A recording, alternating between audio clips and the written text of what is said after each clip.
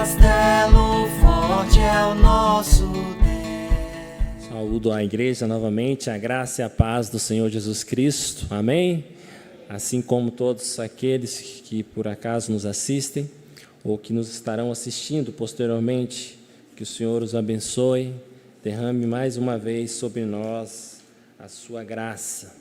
Nós estaremos orando, irmãos, e depois estaremos lendo Judas, do versículo 5 ao versículo 7. Nós estaremos falando até o versículo 8, mas mudamos até o versículo 7, porque entra dentro de um contexto mais específico. Durante esse tempo que nós estaremos, pregando nas oportunidades, nos cultos, nós escolhemos essa epístola de Judas, e não sabemos o tempo que duraremos, mas estaremos, em cada momento, pregando aí até o versículo 25.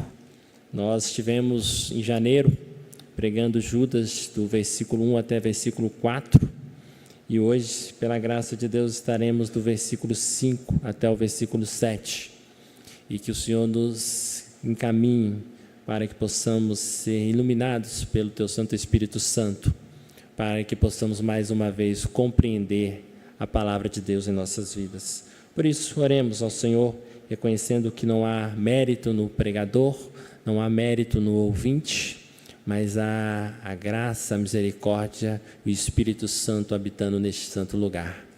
É Ele que nos dá a capacidade, é Ele que nos dá a alegria, é Ele que nos abre os nossos ouvidos para que possamos compreender, como diz a palavra de Deus, ouvir e entender aqueles a quem o Senhor tem chamado, aqueles a quem o Senhor não os chama, ouvem, escutam, mas não entendem. É através do Espírito Santo de Deus que nós possamos, então, sermos agraciados mais uma vez pela graça do Senhor. Oremos ao nosso Deus. Santo Deus, amado Pai, nós reconhecemos mais uma vez a nossa pequenez diante da Tua grandeza, diante da Tua palavra, reconhecendo, ó Pai, que humanamente não há condições de expormos a Tua palavra, de entendermos, de falarmos aquilo que o Senhor tem falado na Tua palavra. Mas nós, ó Pai, clamamos mais uma vez a intervenção do Teu Santo Espírito Santo. Clamamos, Senhor, que o Senhor nos dê palavras, que o Senhor abra as nossas mentes e que, acima de tudo, em todo o tempo, nunca venhamos a expor ou falar aquilo que a Tua palavra não falou, mas que possamos ser fiéis aqui à Tua palavra, aquilo que o Senhor tem determinado a cada um de nós. Te pedimos pelos nossos irmãos que ouvem, que o Senhor, ó Deus, esteja também ali abrindo, dando um entendimento, e que a cada um de nós possamos ser servidos pelo Senhor mais uma vez nessa noite. Nós agradecemos e oramos em nome de Jesus que o fazemos. Amém. Amém, irmãos. Possamos então estar lendo Judas. Podemos dizer que o tema da nossa mensagem hoje é o juízo de Deus. E nesses versículos de 5 a 7, Judas ali utiliza exemplos sobre como os juízos de Deus, eles perduram e eles são reais na existência humana e perdurarão até a volta de Cristo. A justiça de Deus, o juízo de Deus, que nós tenhamos então este contexto de tema, o juízo de Deus, Judas 5, 7. Nós estaremos lendo, os irmãos estejam nos acompanhando. Quero, pois, lembrar-vos, embora já estejais cientes de tudo, uma vez por todas, que o Senhor, tendo libertado um povo, tirando-o da terra do Egito, destruiu depois os que não creram. E a anjo os que não guardaram o seu estado original, mas abandonaram o seu próprio domicílio, ele tem guardado sob trevas, em algemas eternas, para juízo do grande dia. Como Sodoma e Gomorra e as cidades circunvizinhas, que, havendo-se entregado à prostituição, como aqueles, seguindo após outra carne, são postas para exemplo do fogo eterno, sofrendo punição. nosso tema, o juízo de Deus. Irmãos, apenas relembrando um pouco do nosso início, do versículo 1 ao versículo 4. Judas é um servo de Deus e aqui ele atesta, ele nos fala sobre a graça de Deus, a misericórdia de Deus. Nos versículos iniciais ele atesta a soberania de Deus sobre a escolha. Ele atesta sobre a predestinação, que fomos escolhidos antes do tempo. Ele atesta que fomos guardados e somos chamados por este Deus. Ele atesta que o Senhor nos ama. Isto é o início do contexto de Judas. Judas, então, ele continua falando sobre como nós expressamos esse amor de Cristo através da misericórdia, da paz e do amor. E aí já no versículo 3, ele nos chama a responsabilidade de nós pregarmos o Evangelho, mantermos a firmeza em Cristo e não desviarmos dos caminhos de Cristo. E no versículo 3, versículo 4, ele traz o motivo de nós não desviarmos desse caminho. Ele traz ali que há no meio da igreja aqueles que pregam, aqueles que ensinam aquilo que Cristo não fez. Ele então combate os falsos ensinamentos, ele combate as falsas doutrinas, ele combate aquilo que há no meio da igreja. E lembrando, Judas, ele escreve isso para os salvos em todos os tempos. Salvos daquela época, salvos hoje, salvos amanhã. Ele diz para esses salvos, cuidado, porque há muita coisa que vos são oferecida.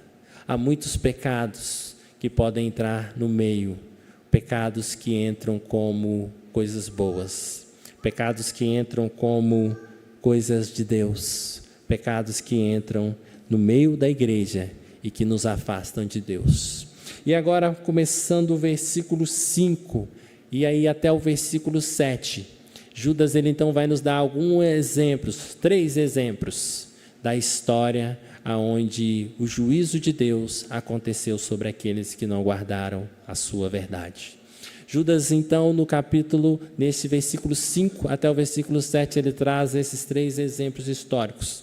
Do versículo 8 até o 16, que se o Senhor assim nos der vida, nós estaremos pregando futuramente, ele vai combater e explicar quais são esses pecados.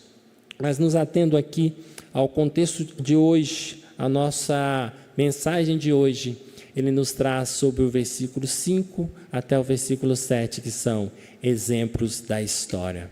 Há no meio dos historiadores, aqueles que dizem que a história é o estudo do homem no tempo. Mark Bloch é um grande filósofo, escritor, que entende a história como esse objetivo.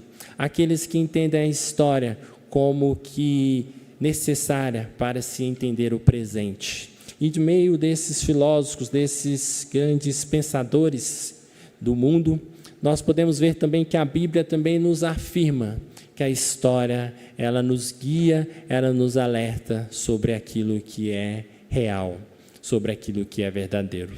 E nesse momento de Judas, ele reflete essa questão de momentos históricos que são reais, que aconteceram e que são verdadeiros em Cristo Jesus.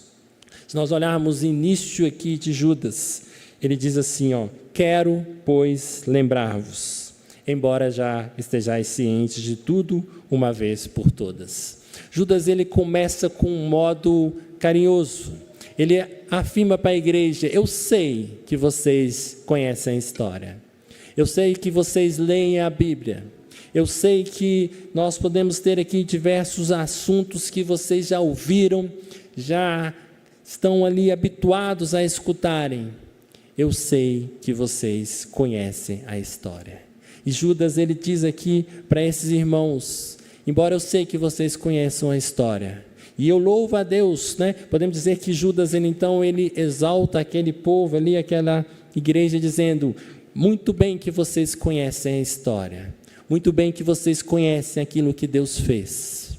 Mas podemos dizer que Judas, então, ele fala, mas conhecer a história, saber da história, é preciso repeti-la dia após dia para não esquecermos.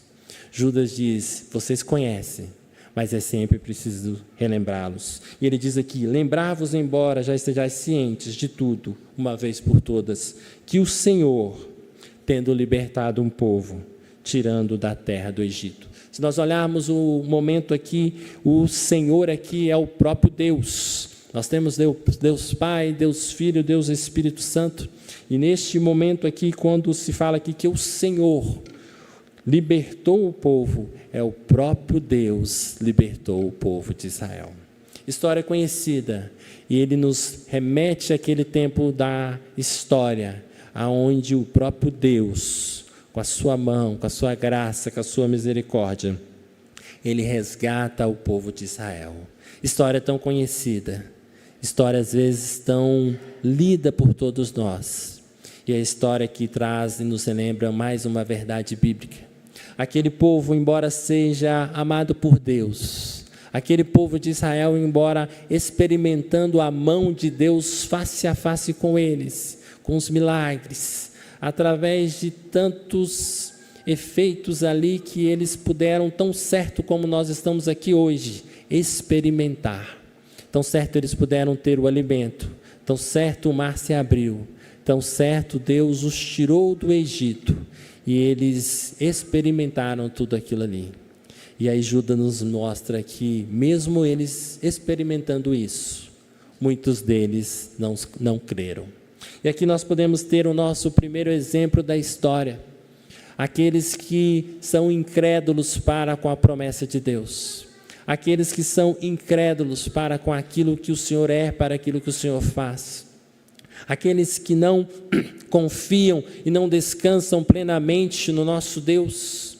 E nós podemos dizer que muitas vezes nós, igreja, eu e você, somos incrédulos para aquilo que Deus é, para aquilo que Deus faz.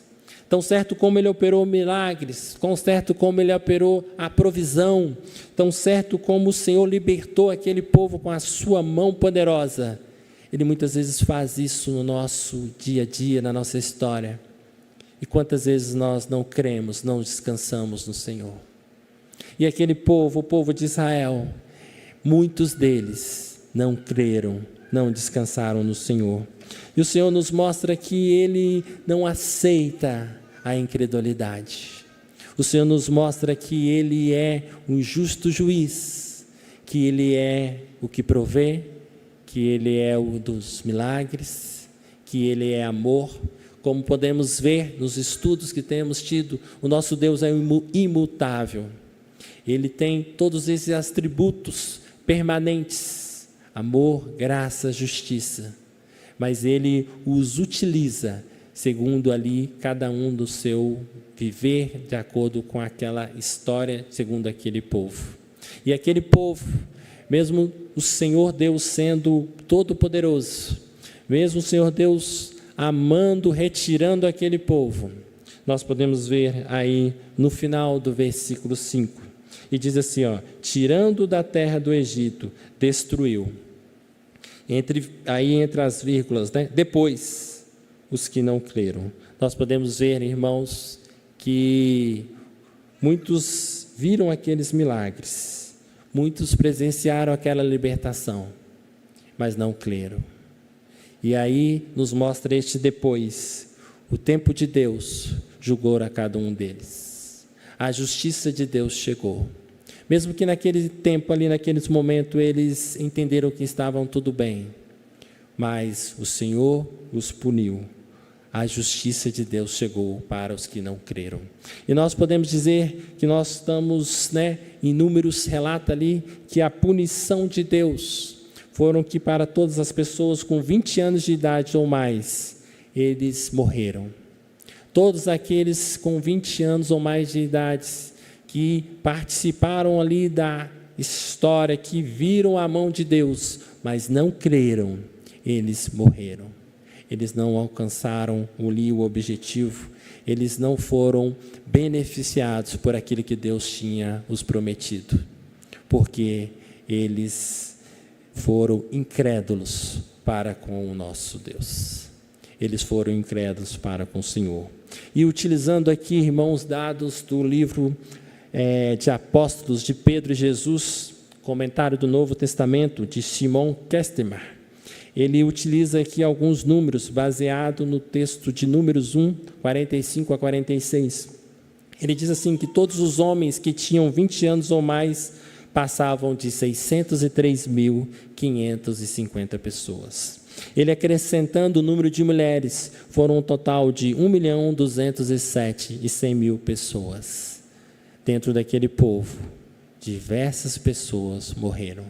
E nós podemos olhar esse momento aqui como um fato fictício. O que seria fictício? Apenas um conto, apenas números, mas no sentido de não serem reais. Mas nesse contexto nós podemos dizer que são números reais no sentido de aproximado daquela realidade. No sentido de que diversas pessoas, de que 1 milhão ou mais de pessoas, esse aqui em dados aproximados, morreram porque foram incrédulos para com o Senhor. Se nós tivéssemos hoje, quem sabe no nosso dia, a morte como fruto da nossa incredulidade, quantos ficariam para trás? Quantos de nós duvidamos do nosso Deus? Como de nós podemos pegar a nossa Bíblia, e tão certo como apalpamos a nossa Bíblia, nós podemos ver o quanto Deus já fez na nossa história. Nós podemos ver como Deus tem agido em cada uma de nossas vidas. Nós podemos ver que Deus tem cuidado de cada um de nós. Mas tantas vezes nós somos incrédulos. E aqui, irmãos, a palavra de Deus em Judas nos orienta e orienta aquele povo naquele momento de que o Senhor não isenta os pecadores. O Senhor não isenta aqueles que permanecem na incredulidade. O Senhor não isenta aqueles que não descansam no Senhor, aqueles que não se entregam totalmente sua vida ao Senhor, aqueles que não entendem que o Senhor é o provedor de todas as coisas, aqueles que não confiam na soberania de Deus em todo o tempo diante de toda a história.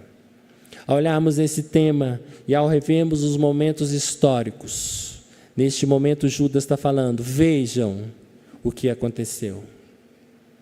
Aconteceu com eles, acontecerá com todos, porque é a promessa de Deus. Judas está então orientando aquele povo ali, aqueles salvos em Cristo, não se deixem enganar pelo que aparenta na igreja, não se deixem enganar por tantas coisas que aparentam, que levam a esse Cristo verdadeiro, mas que negam a soberania, a glória, o poder do nosso Deus. Nós podemos ver, irmãos, que aquele povo foi privilegiado, cuidado, amado, dia após dia, a nuvem, o sol, toda a provisão de Deus dia após dia. E mesmo assim, havia tanta incredulidade. O nosso sustento hoje em dia, os nossos recursos. Não sabemos muitas vezes o amanhã, e aí o Senhor vai nos dar, o Senhor prove. Nós muitas vezes estamos desesperados, o Senhor guia, fortalece o nosso coração. Mas fruto do nosso pecado, fruto do pecado original, nós tantas vezes tememos. E aí nós podemos ver que tantas vezes nós duvidamos de quem é o Senhor e do que Ele pode fazer. Incredulidade, irmãos, é um pecado que devemos sempre lutarmos dia após dia contra ele. Porque a história, porque a palavra de Deus nos mostra na sua Bíblia que o Senhor não isenta aqueles que deliberadamente, o que é isso? Continuamente não confiam no Senhor. Esse seria o nosso primeiro exemplo. Exemplo de um povo de Israel, que todos nós conhecemos a história, que rejeitou a orientação de Deus e experimentaram a ira de Deus. Vivemos às vezes em momentos onde se falam que tudo vai dar certo, que não importa o que você faça, o que você acredita, que todos os caminhos levam ao mesmo lugar. E a palavra de Deus, e aqui em Judas, ele combate esse momento que podemos dizer que é as mentiras que entram muitas vezes em nossas igrejas, em igrejas evangélicas por aí. O Senhor requer de nós um compromisso. O Senhor requer de nós uma confiança. O Senhor requer de nós que não duvidemos de quem Ele é. Não duvidemos do seu cuidado. Não duvidemos do seu amor. Descansemos na sua graça, na sua misericórdia. Partindo então, irmãos, para o segundo exemplo, nós temos aí o versículo 6. Nós podemos dizer que o primeiro exemplo, ele traz um povo, uma nação, o povo de Israel. E agora o segundo exemplo, ele traz anjos que caíram. E aí o versículo 6 diz assim: e há anjos, os quais não guardaram o seu estado original. Irmãos, esses anjos, eles residiam no esplendor celestial. Esses anjos, eles estavam com Deus. Eles desfrutavam ali das maravilhas da glória celestial. Eles desfrutavam do lugar que nós almejamos ir, para o céu de Deus, para a graça, para a morada celestial. Eles tinham tudo aquilo que era completamente satisfatório, mas esses anjos caídos, muitos deles, eles foram rebeldes para com Deus. E aqui é o nosso segundo exemplo. Deus não isenta os rebeldes. Nosso primeiro exemplo, Deus não isenta os incrédulos. Nosso segundo exemplo, Deus não isenta os rebeldes. Nós temos estudado aí com o pastor nos estudos bíblicos a respeito dos anjos. Os anjos estão acima das nossas condições humanas. Os anjos, eles não têm corpos, são espíritos. Os anjos, eles não têm a salvação em Cristo Jesus, porque Cristo não morreu para eles. Cristo morreu para as pessoas, para o seu povo.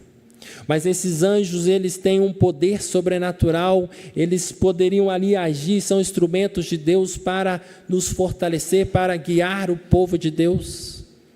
E nós vemos aqui que anjos rebeldes, que queriam ser igual a Deus, perderam isso tudo.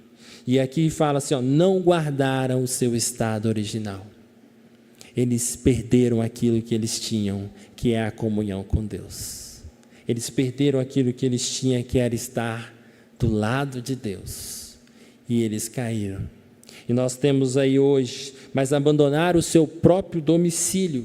O que é isso? Eles saíram da glória, foram expulsos. E nunca mais estarão no mesmo lugar com Cristo.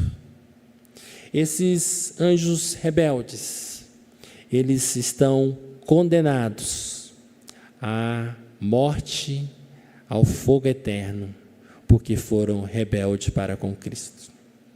Porque eles acharam que poderiam ser igual a Deus. Porque eles acharam que Deus não era soberano. Porque eles acharam que Deus não sabia tudo. Porque eles acharam que poderiam competir com Deus. Irmãos, e no nosso momento, às vezes, nós podemos dizer o que isso afeta a cada um de nós. Quantas vezes achamos que podemos guiar as nossas vidas pelo nosso próprio entendimento? Quantas vezes somos rebeldes para com Deus? Quantas vezes colocamos a culpa em Cristo, a culpa na igreja? Quantas vezes nós nos distanciamos de Cristo e damos como justificativa o próprio Cristo não nos tem olhado? É rebeldia, é nos levantarmos contra o Criador. Se nós olharmos hoje, temos uma nação, um mundo, que o que mais faz é se rebelar contra o Criador. Rebelar contra o Criador é dizer que aquilo que o Criador fez não é bom. Rebelar contra o Criador é dizer que o Criador não controla toda a história. Rebelar contra o Criador é não acreditar que o Criador nos salvou desde a fundação dos tempos. Rebelar contra o Criador é não acreditar que o Criador também, Ele é um justo juiz e Ele já condenou aqueles que têm que ser condenados desde a fundação do tempo. Rebelar-se contra o Criador é ignorar aquilo que o Senhor é ignorar a glória de Deus, e é guiarmos as nossas vidas pelos nossos próprios entendimentos. E nós vemos aqui, irmãos, que esses anjos que são superiores a nós, o Senhor não os isentou. E a história, e Judas nos mostra, o Senhor não isentará aqueles que se rebelam contra Deus. O Senhor não isenta o pecado. O Senhor não é aquele que se compraz com aqueles pecadores. Não é aquele que se compraz, que é aquele que admite do sentido de que você pode pecar à vontade, que não há um Deus, que não há justiça. Você pode fazer o que quiser, que não haverá um tempo que você estará diante do justo Deus. E o Senhor aqui com a história, com essas aplicações, Ele mostra: há um juízo, há um Deus. Você não pode fazer o que você quiser. Você não é dono da sua própria história. Você não está nesse mundo sem controle. Você não está nesse mundo sem limite. Você não está nessa geração e geração e geração que o centro da história é o homem, que o homem governa a sua vida, que o homem pode escolher o que ele vai ser, como vai ser, que o homem pode escolher até como adorar a Deus, que o homem pode escolher o modo de adorar a Deus, que o homem pode escolher a hora que ele vai servir a Deus. Tem dia que estamos de bem com a vida, vamos servir a Deus. Tem dia que estamos mal-humorados, agora eu não quero Deus. Tem dia que eu quero aproveitar a vida, tem dia que não. E aí o Senhor nos fala que Ele não aceita todas essas coisas que muitas vezes se falam por Ele, porque Ele não aceita o pecado, Ele não aceita a incredulidade, Ele não aceita a rebeldia. E anjos caíram. E o versículo diz aqui, Ele tem guardado sob trevas, em algemas eternas, para o juízo do grande dia. Se nós olharmos este relato, ele não nos afirma aqui, o texto aqui não quer dizer que os demônios, que são os anjos caídos, estão presos, porque se fosse assim nós não estaríamos sendo tentados. A palavra nos afirma que os anjos caídos, que os demônios estão no mundo, estão soltos para nos desviar do mal, soltos para tentar, para nos afastarmos de Deus. E esses demônios caídos, nesse sentido aqui que fala o versículo 6, tem guardado sobre trevas e algemas eternas para o juízo do grande dia. Ele diz, a interpretação é que eles já estão condenados no justo juízo. Isso aqui quer dizer que não há mais condição desses anjos caídos retornarem. Isso quer dizer, irmãos, que os anjos caídos nos tentam, porque eles nunca mais se aproximarão de Deus. Porque eles que estavam com Deus, eles que conhecem a Deus, sabem que estão condenados no justo juiz. Esse momento aqui nos fala, irmãos, que o Senhor, Ele então tem guardado ali a sua justiça. Essa implicação também para nossas vidas é no tempo de Deus, na justiça de Deus, todo juízo se concretizará, toda justiça se satisfará. A imagem que Judas transmite é de que os anjos rebeldes estão vivendo em trevas espirituais e estão acorrentados à sentença do julgamento divino, do qual jamais podem escapar. Eles já sabem que estão condenados. Não há alternativa para esses anjos caídos. Isso mostra a soberania do nosso Deus.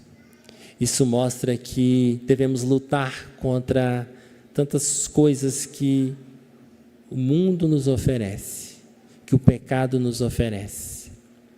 Isso nos mostra que a principal função desses anjos é nos afastar da verdade, porque eles se afastaram, mas eles conhecem a verdade. Eles já estiveram no trono da graça de Deus. Eles conhecem a Deus, eles sabem a verdade de Deus. E dia após dia, como igreja, nas nossas vidas, nós somos tentados, muitas vezes, a nos desviarmos do Evangelho de Cristo, da graça de Cristo.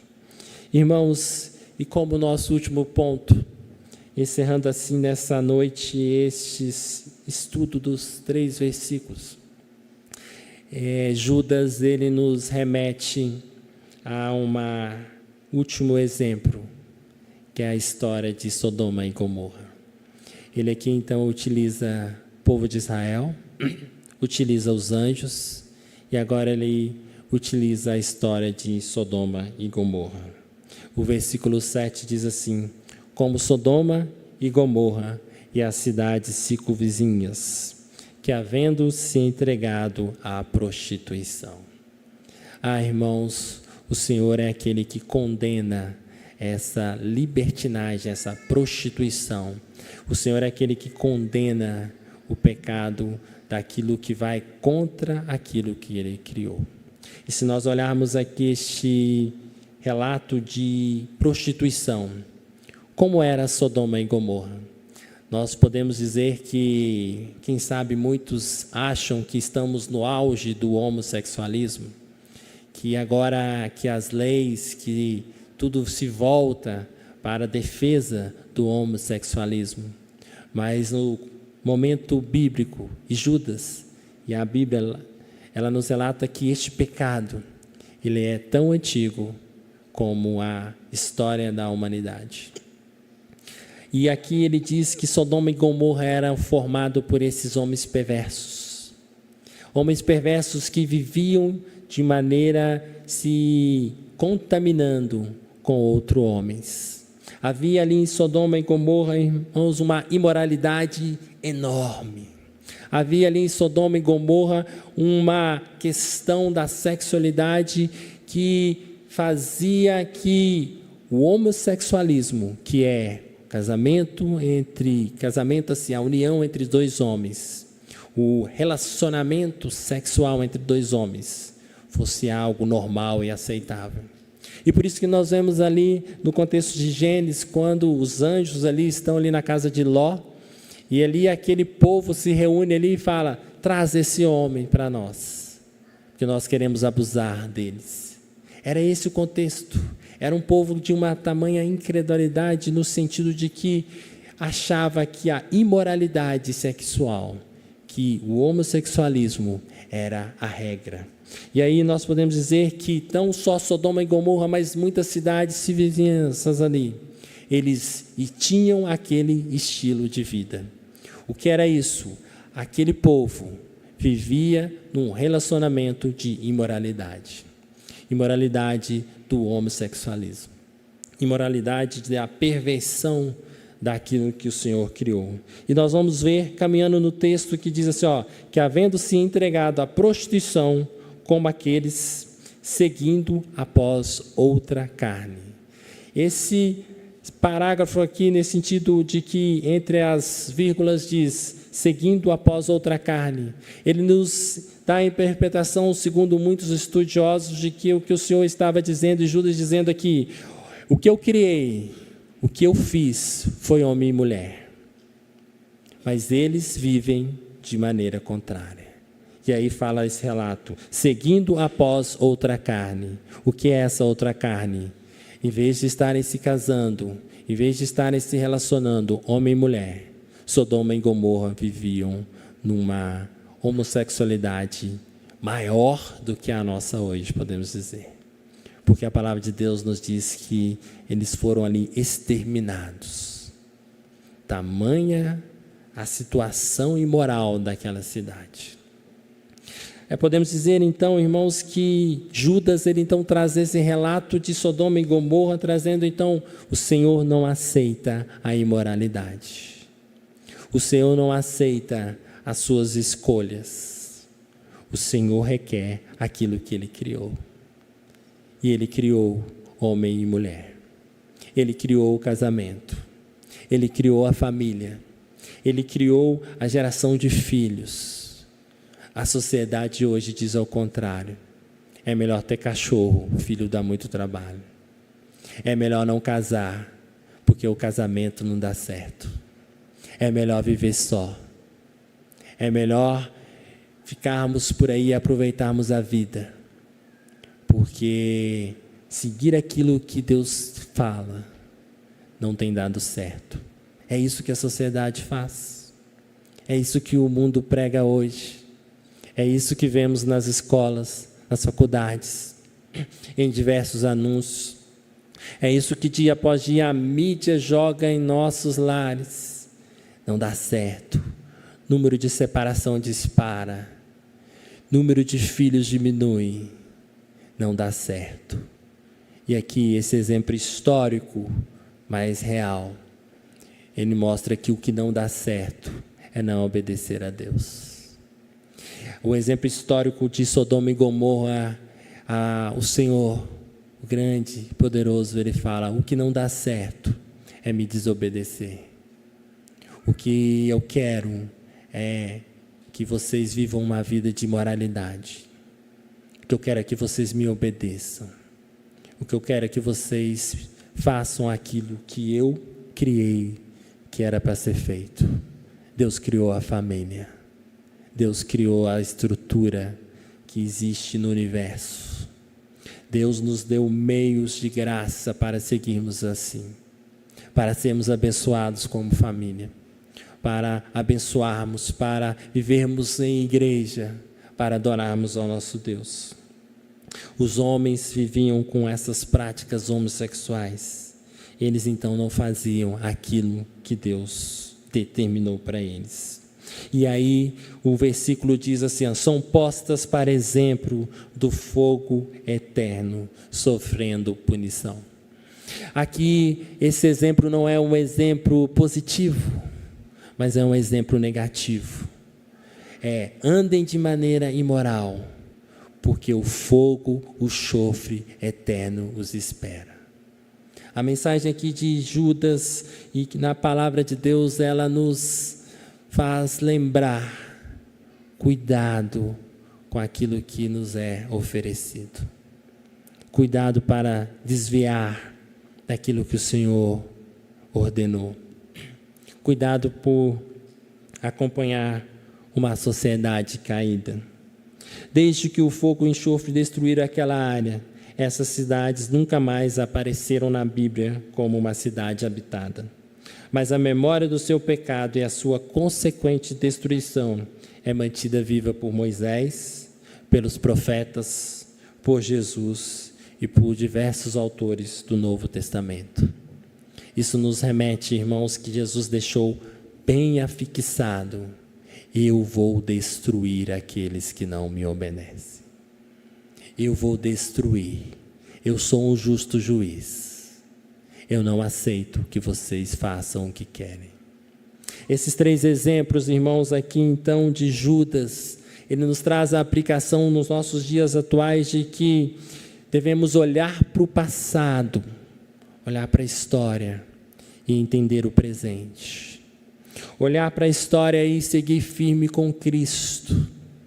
Se nós lembrarmos aqui, ele falava aqui para salvos, para aquela igreja que estaria sendo ali impactada por diversas ofertas pecaminosas, e ele então fala assim: olha, não se preocupem, o juízo de Deus virá. Veio depois com o povo de Israel, com os incrédulos. A justiça de Deus veio com os anjos, mas estará ali a condenação eterna no julgamento final.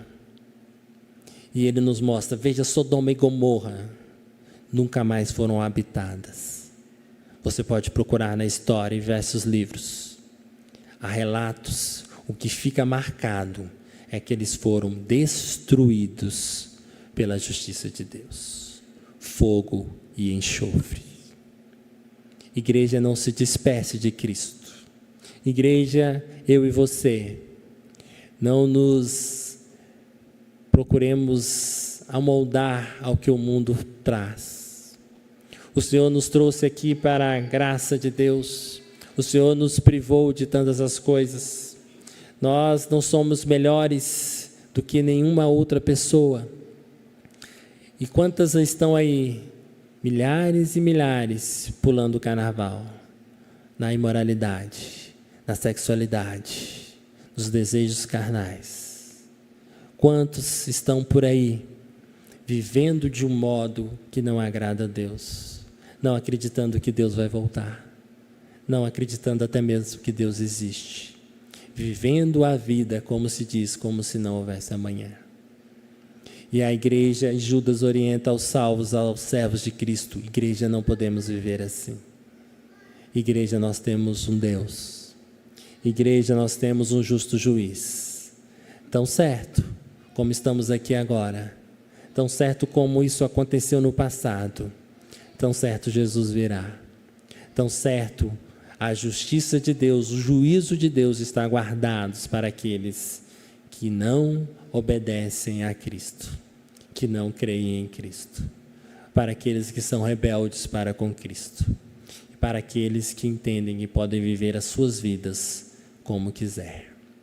Este momento de Judas, ele traz essas grandes aplicações para as nossas vidas, que nós como igreja possamos ser fortalecidos pelo Senhor, que nós não possamos perder para aquilo que o Senhor tanto nos tem chamado e nos guardado, que nós não possamos nos perder nas nossas ideias, não possamos nos perder nos nossos aplicativos de celulares, não podamos nos perder naquilo que vemos, que nós ouvimos, que não possamos nos perder nos locais que frequentamos, porque a palavra de Deus diz aqui: o mundo não compensa.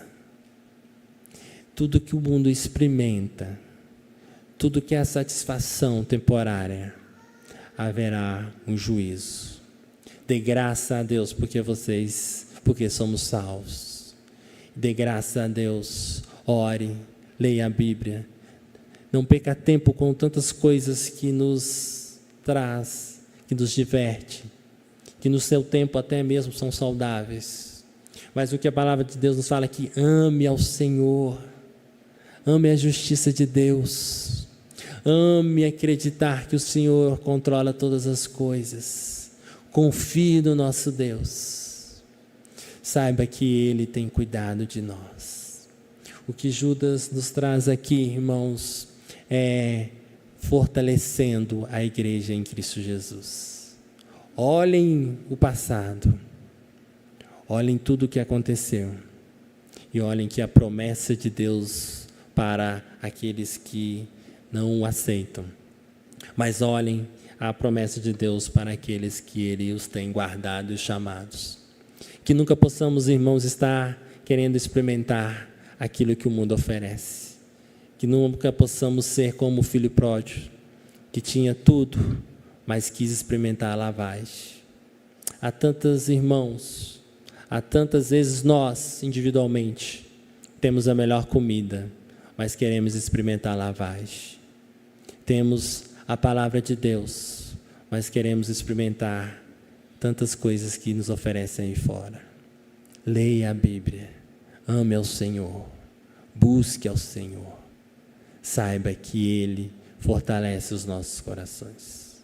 Saiba que Ele é este Deus que nos agracia com a Tua graça, com a Tua presença. E acima de tudo, este momento de Judas não é de terror, de medo, mas é de consciência de que o juízo virá. Não nos aproximemos diante de Deus por medo. Não nos aproximemos diante de Deus por saber que o fogo e o enxofre virá. Nos aproximemos diante de Deus porque Ele nos amou. Guardemos a palavra, amemos a palavra, busquemos a palavra e seremos como igreja fortalecidos. Nós estaremos orando e clamando ao Senhor que nos abençoe e que nos faça buscar sempre ao Senhor e que nos faça sempre ser fortalecidos no Senhor. Se nós, no tempo oportuno, continuarmos ali com o livro de Judas, do versículo 8 em diante, ele vai nos narrar os pecados que não devemos cometer, erros que devemos lutar dia após dia.